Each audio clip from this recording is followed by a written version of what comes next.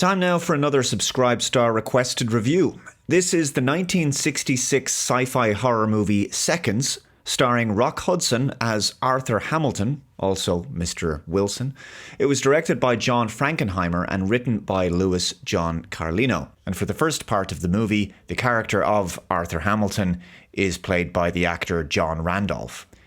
It tells the story of a middle-aged man in New York who works in a bank, and he's hit a midlife crisis, essentially. He's dissatisfied with his unremarkable life in the suburbs.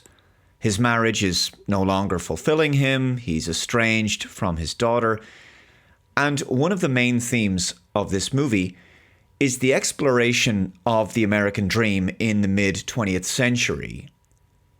So here's a guy who, on paper, he has it all. The house, the wife, family, career. He's got all of the material trappings of success, but he's still unhappy.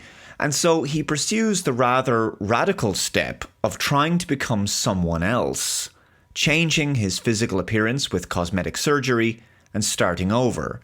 But in the process, he discovers that merely altering himself cosmetically doesn't change his true self within. Even the lifestyle he adopts as an artist living in Malibu feels, once again, just as empty as the one he'd left, feeling more like a product to be consumed rather than an authentic life to be lived.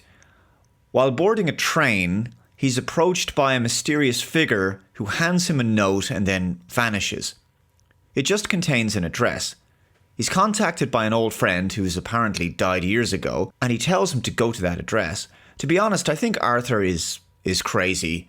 He's got a pretty decent life, in my view. A wife who cares about him, who he clearly doesn't appreciate, a nice house, kids. All the dude really needs is a frickin' hobby or some kind of interest, something to channel his frustrations. For starters, he really needs to go to the gym. It's just... I know this is fiction, but it's frustrating watching even a fictional character throw a perfectly decent life away for no reason. It makes the character kind of unrelatable and not someone I can really root for, but he is the protagonist of the story nonetheless. So he's been contacted by this secretive company, and it's quite fitting that the location that they operate out of is a butchery, because to the company, human life is as cheap as mass-slaughtered farm animals. It's just as convenient and disposable as packaged meat, and that's kind of how they see human beings. The company is going to help him fake his own death and then give him a new face and a new identity. They're even going to do surgery on his fingers so that he has different fingerprints. They do surgery on his vocal cords so he sounds different. What's alarming is that the company forces him to go along with this procedure by blackmailing him. So he undergoes the surgery and emerges as Rock Hudson, right? A major Hollywood star during that era of cinema. They assign him the career of a successful painter and even forge his artistic qualifications. He's got his freedom again. He's got a brand new life in California and a chance to start over. He's assigned some help initially to assist him with this adjustment. He meets a rather odd woman on the beach. She's also left her old life. She felt as disconnected and dissatisfied with her life as he did. After attending a degenerate grape-stomping bacchanalia party, they develop a romantic relationship, and Arthur, or Mr. Wilson, as he now goes by, starts to loosen up a little bit. At a cocktail party in his house, he gets drunk and starts telling people about his former life, which is a violation of the company's rules, and he gets in serious trouble for this. He discovers that his beautiful girlfriend, Nora, is actually another company employee, and her job is to help manage newly reborn people and integrate them into their new lives. He has an absolute meltdown because his world is just unraveling around him, and other secret newborns turn on him for revealing his true identity. He wants to go back to his old life. He begins experiencing a profound loss of self, a personal disassociation made all the worse by the disturbing levels of control the company has over his life. He visits his wife in New York and pretends to be an associate of Arthur's. She tells him that she knew Arthur was unhappy for a long time.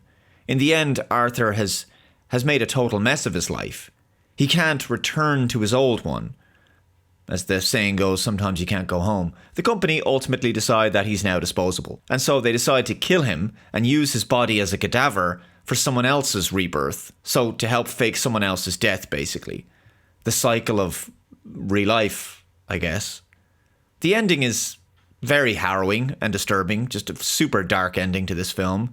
Arthur is bound and gagged, sedated, and he has his head drilled through. Yeah. There is absolutely zero redemption for this character by the end of the movie. I suspect he was feeling, in addition to the drill going through his head, a very strong sense of buyer's remorse.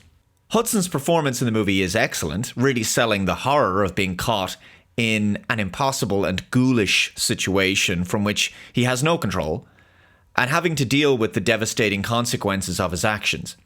I guess the moral of the story is, maybe life can be a bit boring sometimes, but try to appreciate what you have, folks. Because one thing is for sure, faking your own death, leaving your family behind, having extensive plastic surgery, and starting a new life as someone else isn't always what it's cracked up to be. Seriously though, Seconds thoughtfully explores the sense of quiet desperation an individual can have when their inner life is unfulfilled, but ultimately sacrificing stability for fantastical desires that are essentially concepts of the mind is an inauthentic, egotistic, and shallow way to live one's life, because it is possible to be enslaved by one's passions when they are followed blindly. But I think this film is a bit of propaganda designed to dismantle the vision of the safe, wholesome, stable, suburban American lifestyle that so many people aspire to, understandably so. It was fantastic. And that was the height of American living in the 1950s and early 60s. But around the 60s, the peace and love hippie stuff was being pushed.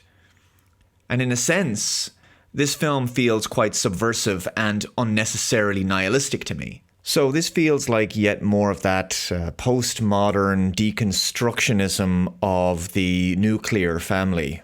Either way, it's a grim movie. It's definitely a grim movie.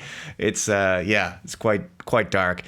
So that's going to do it for this one, guys. Let me know your thoughts on Seconds, starring Rock Hudson from 1966. Thanks very much for watching this video. If you haven't already, please subscribe to the channel. Hit that notification bell to be notified of future updates on the channel. Hit that like button, share the video out there. Take care, and I shall see you in the next one. Bye-bye.